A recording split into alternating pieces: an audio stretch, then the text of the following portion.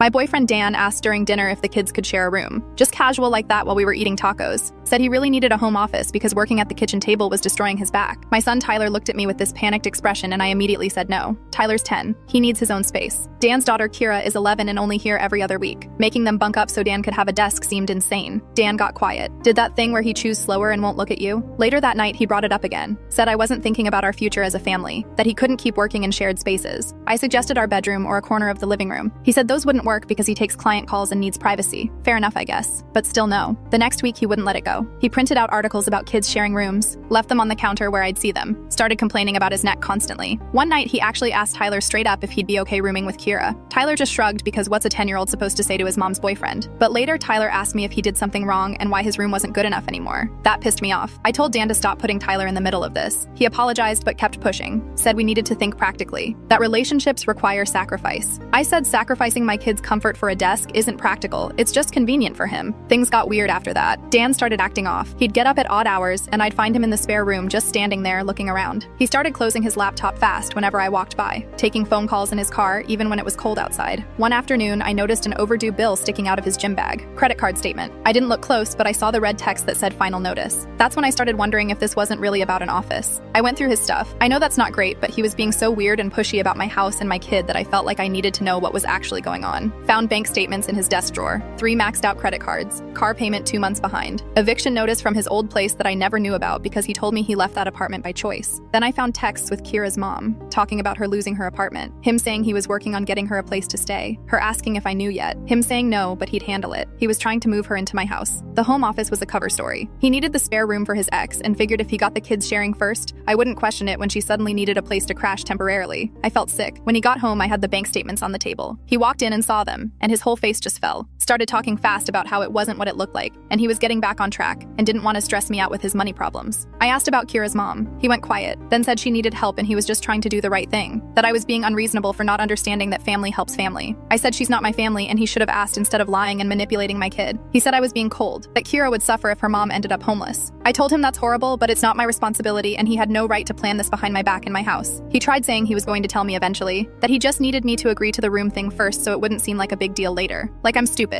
I told him to leave. He said I was overreacting. I said he had until Sunday to get his stuff out. He spent the rest of the week acting like I was the villain, texting me about how I was abandoning Kira and ruining their family. I blocked him after the 4th message.